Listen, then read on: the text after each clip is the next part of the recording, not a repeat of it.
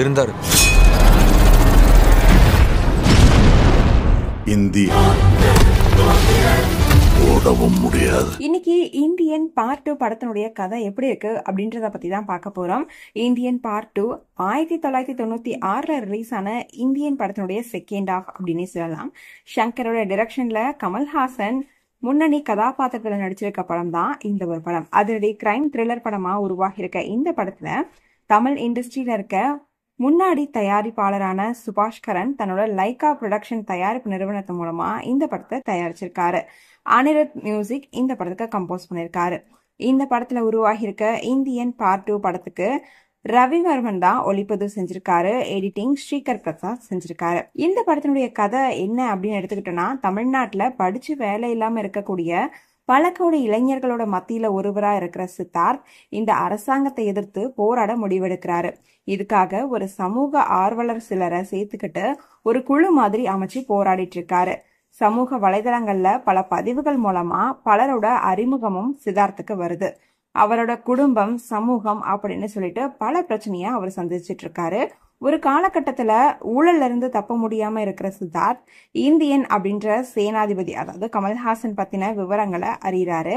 இதுக்கு பின்னாடி ஊழல தடுக்கிறதுக்காக இந்தியன் வரணும் அப்படின்னு பல முயற்சிகளை எடுத்து சேனாதிபதிய மறுபடியும் இந்தியா வரவழைச்சு பல ஊழல்வாதிகள், அரசாங்கத்தை ஏமாற்ற துரோகிகளை தண்டிக்கிறது தான் இந்த படத்தினுடைய கதை அப்படின்னே நம்ம சொல்லலாம். இந்த படத்துல கமல்ஹாசன் ரொம்பவே அழகா நடிச்சிருக்காரு அப்படின்னு சொல்லலாம். அது மட்டும் இல்லாம ஃபேன்ஸ் எல்லாருமே அவர் கவர்ந்துட்டாரு. குறிப்பா வயது அதிகமா இருக்க சேனாதிபதிக்கும் இளமை பருவமா இருக்க சேனாதிபதிக்கும் ரெண்டுக்குமே ரொம்பவே டிஃபரன்ஸ் தெரியுது அப்படின்னே சொல்லலாம். கமலுக்கு அப்புறம் பாராட்டணும் அப்படின்னா சித்தார்த்தை தான் பாராட்டணும். ஊழல் எதிர்ப்பு போராட்டத்துல நடிக்கிற அவரு காட்டுற ஈடுபாடு ஃபேன்ஸ் ரொம்பவே பிரமிக்க வைக்குது. படத்தினுடைய செகண்ட் ஹாஃப் எடுத்துக்கிட்டோம் அப்படின்னா சமூக அநீதிகளை எதிர்த்து போராடுற மாதிரி இந்த ஒரு சீன் அமைஞ்சிருக்கு. இது ரொம்பவே மனசை டச் பண்ணிடுச்சு அப்படின்னே சொல்லலாம்.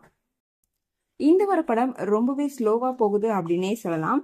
இவங்க 3வது பார்ட்டும் எடுக்கிறேன்னு சொன்னாங்கல்ல, அதை எடுக்காம படத்தை இதுலயே ஸ்டாப் பண்ணிருக்கலாம் அப்படின்ற மாதிரி தோணுது. அது மட்டும் இல்லாம சேனாதிபதியோட கேரக்டரை இவங்க இன்ட்ரோ பண்றதுக்கே ரொம்பவே நேரம் எடுத்துக்கிறாங்க. இன்னொன்னு, ஷங்கர் படங்கள்ல வழக்கமா இருக்கிற அந்த ஒரு பிரம்மாண்டமான காட்சி இந்த படத்துல இல்லையோ அப்படின்னு தோண வைக்குது. குறிப்பா பார்த்தோம் அப்படின்னா ஃபேஸ்ல வந்துட்டு ரொம்பவே மேக்கப் போடுவாங்கல்ல, அது எல்லாமே ரொம்பவே ஆர்டிபிஷியலா இருக்கு அப்படின்ற மாதிரியும் நமக்கு தோணுது. இப்போ இந்த படத்தை நீங்க பாத்துட்டீங்க அப்படின்னா உங்களோட கமெண்ட்ஸ் என்ன அப்படின்றத எங்களோட ஷேர் பண்ணுங்க.